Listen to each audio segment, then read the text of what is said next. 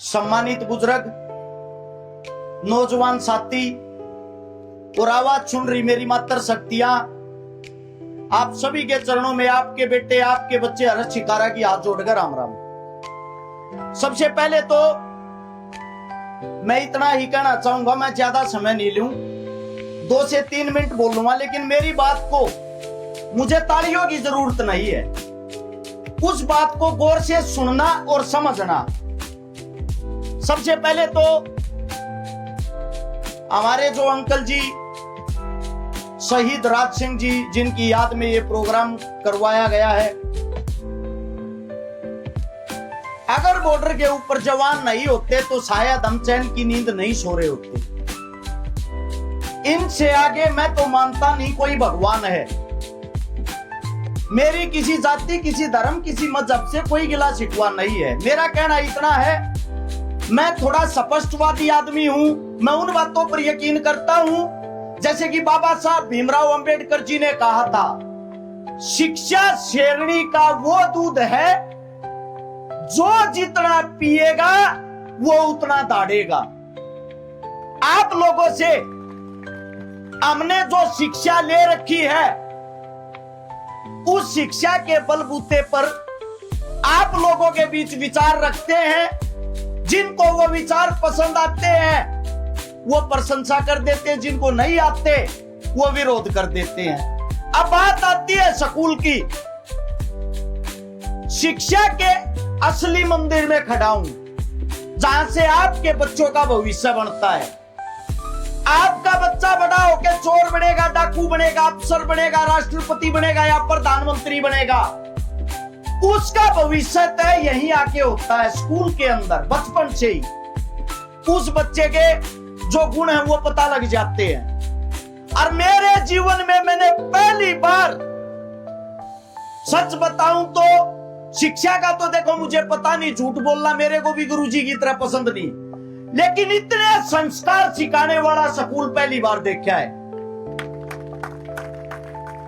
2012 से लेकर 25 तक 13 साल में 7000 से ज्यादा प्रोग्राम इस समाज के बीच में अटेंड कर चुका हूं। संदीप सर जी, इतना ही कहना चाहता हूं, जो आपने बात की, अपने स्कूल को टॉपर दिखाने के लिए 100 में से 100 नंबर दे देते हैं। बच्चे को आता चाहे 50 नंबर का नहीं हो, वे 100 नंबर काम कहाँ आएंगे। आप अखबार में फोटो खिंचवा सकते हो, लेकिन उस फर्जी नंबरों से उस बच्चे का भविष्य तय नहीं कर सकती। और मैं तो यह कहता हूं, आपका सच्चा दोस्त, सच्चा हिमायती वो है जो आपके मुंह पर आपकी कमियां बताए, ना कि आपकी तारीफों के पुल बांधे। यहां पे बहुत ज्यादा संख्या में मेरी मातर शक्तियां हैं। एक बात बताना चाहूंगा, थोड़ा गौर से सुनिएगा। आज के वक्त घर को अगर कोई चलाने का काम करती है तो वो हमारी मां चलाती है। बच्चे को कोई संभालने का काम करती है, वो मां संभालती है। क्योंकि पिता जो होता है, मर्द जो होता है, वो ज्यादातर बाहर रहता है, बाहर के काम करता है, ड्यूटी करता है, समाज के बीच में रहता है। दिहाड़ी करो या मजदूरी करो, घर की जिम्मेदारी औरतों के ऊपर होती है। आज हम अखबार में पढ़ते हैं, अखबार में खबरें आती है, महिला इतनी कमजोर होगी, महिलाओं के साथ ये दुर्घटना होगी, महिलाओं के साथ ये कांड हो गया। पहली बात तो ये जो एक कार्य महिला कर सकती है, मेरे हिसाब से वो कार्य मर्द भी नहीं कर सकता। उदाहरण के तौर पे नेताजी सुभाष चंद्र बोस का नाम आप सभी ने सुना होगा। उन्होंने एक फौज बनाई थी जिसका नाम था आजाद हिंद फौज। उसके अंदर पहली हिंदुस्तान की एक महिला जासूस थी जो नेताजी के साथ आजाद हिंद फौज में काम करया करती, जिसका नाम था नीरा आर्य। अपने उत्तर प्रदेश के खेकड़ा के गांव से थी। 1902 में उनका जन्म हुआ। उनके पिताजी ने ऊंचा घराना देखकर उनका ब्याह एक इंस्पेक्टर गैल कर दिया, और वो इंस्पेक्टर सीआईडी में था, अंग्रेजों की फौज में काम करया करता। और जो नीरारिया थी वह नेताजी सुभाष चंद्र बोस की फौज में काम करया करती। एक दिन इंस्पेक्टर को शक हो गया, अगिया नेताजी सुभाष चंद्र बोस तो मिलन जा है, तू अपनी पत्नी के पीछे पीछे हो ले, नेताजी का तेरे को पता लग जाएगा। नेताजी का किसी को पता नहीं था कहां रहता था। जब वो नेताजी के पास गई, पीछे पीछे उसका पति आ गया। उसके पति ने अंग्रेजों की शाबाशी लेने के लिए नेताजी पर सीधी गोली तान दी। नीरा आर्य ने देखा तेरा पति और तेरे पीछे और इस देश के भविष्य नेताजी को मार रहा है। अपने पति का हाथ पकड़ लिया और अपने पति को जोर से पकड़ के वहां छीना झपटी होगी, जिसमें नेताजी तो बच निकला, नेताजी के ड्राइवर को वो गोली लग जाती है। नीरा आर्य ने चक्कू निकाल कर जिसके साथ 7 फेरे लिए थे उसी पति का गला काट कर वहीं मार दिया देश के लिए। और जब उस नीरा आर्य के पीछे पुलिस लगी, अंग्रेज लगे, अंग्रेजों ने उसको पकड़ के काला कानून की सजा दी कि तुमने हमारे एक अफसर को मारा है। नीरा आर्य को जब वहां लेकर गए काला पानी ले जाए पीछे, उस अंग्रेजी अफसर पूछे बता कहां है नेताजी। वो बोलती है नेताजी का पता कोई नहीं जान सकता मेरे से। भला बोल, वरना तेरे को वो यातनाएं देंगे, वो सजा देंगे जो तूने जिंदगी में नहीं सोची होगी।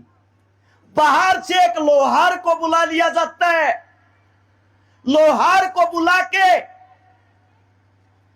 जिस लोहे की जंजीरों से उसको जकड़ा हुआ था उस जंजीरों को काट के, मेरी मात्र शक्तियों, जब आप हमें जन्म देती हो आपके गर्भ से हम जन्म लेते हैं, उस गर्भ को उस लोहार से उन अंग्रेजों ने हथौड़े से पिटवाया। हथौड़े से पिटवा कर जब तक वो बेहोश नहीं होली उसको पीटते रहे। उसको जैसे ही होश आता है 1 घंटे के बाद, और उससे पूछते हैं जल्दी बता दे वरना तू मरने वाली है, नेताजी कहां है। वो इशारा करती है ढूंढ सको तो ढूंढ लो, नेताजी मेरे दिल में है। इस बात को सुनते ही अंग्रेजी अधिकारी को गुस्सा आया कि ऐसी महिला, इतना तोड़ने के बाद भी इतनी देशभक्ति इसके अंदर, लोहार से गरम दरात करवाते हैं और कहते हैं इसके दिल को निकालो, देखते हैं इसके कौन से दिल में नेताजी है।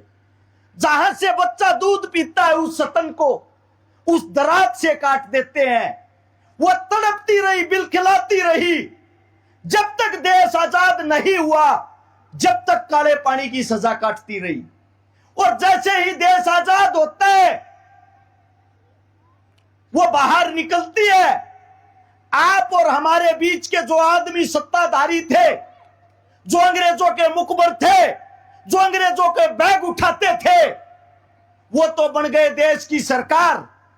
और जो ऐसी क्रांतिकारी महिलाएं थी, जो ऐसे क्रांतिकारी परिवार थे, वो गुमनाम हो गए, उनका कहीं भी नाम नहीं था। वही औरत जिसने देश के लिए इतनी यातनाएं झेली, जिसने अपने पति तक को मार दिया, जिसका एक एक दिन एक जीवन के बराबर था, वह महिला 1998 तक, यानी कि 96 साल जी, 1998 तक फूल और गुलदस्ते बेच कर अपना गुजारा करती थी। अगर फूल नहीं बिकते थे, भूखी सो जाती थी, किसी के सामने हाथ नहीं फैलाए। ऐसी ताकतवर होती हमारी मातृ शक्तियां। अपने बच्चों को संभालने की जिम्मेदारी आप लोगों के ऊपर है। अगर किसी के मन में यह अहम और वहम है मंदिर मस्जिद के सामने हाथ जोड़ने से नौकरियां मिलती, तो स्कूलों की फिर जरूरत ही क्या थी। स्कूल का कार्य स्कूल से होगा। शिक्षा आपको आपके गुरुजन देंगे, आपके टीचर देंगे। अगर इनकी इज्जत, इनका मान सम्मान नहीं करोगे, आपका बच्चा अपने जीवन में कभी कामयाब नहीं होगा। इस बात को नोट कर लेना। और पहली बार मैं ये चीजें, ये डिसिप्लिन देख रहा हूं। आते वक्त संदीप जी से जब मेरी बात हुई, उन्होंने एक बात बताई, हमारे स्कूल के अंदर प्रत्येक 12 बच्चों के ऊपर एक टीचर है। मैंने मेरे जीवन में इतने स्कूल कॉलेज यूनिवर्सिटियों के अंदर कहा हूं, लगभग एवरेज बताता हूं 30 से 35 बच्चों के ऊपर एक टीचर होता है ना गुरुजी। और एक यहां पे एक टीचर अगर 12 बच्चों को संभालता है तो इसका मतलब वो उसकी परवरिश अपने बेटे की तरह कर रहा, अपना बेटा समझ के कर रहा है। मैं ये भी मानता हूं, गुरुजी की बातों से, गुरुजी की स्पीच से एक चीज झलक रही थी।